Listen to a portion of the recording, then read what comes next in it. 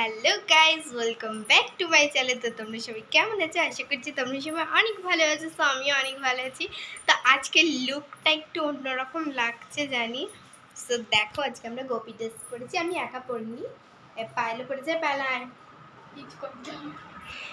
So guys, পায়েলও Gopi dress পরেছি। আমরা আজকে দুজনে গোপী ড্রেস পরেছি। কেমন লাগছে আমাদের কমেন্টে জানিও। এই দেখো আমাদেরকে কেমন লাগছে তোমরা কমেন্টে কিন্তু জানাবে। তারা ভালো করে দেখায়। এদিকে আয়।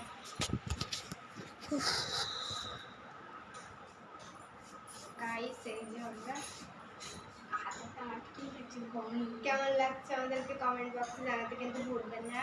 তো আজকে আমরা সাজার কারণটা বলছি। সেজেছি এর কারণ হচ্ছে আমরা রিলস বানাবো।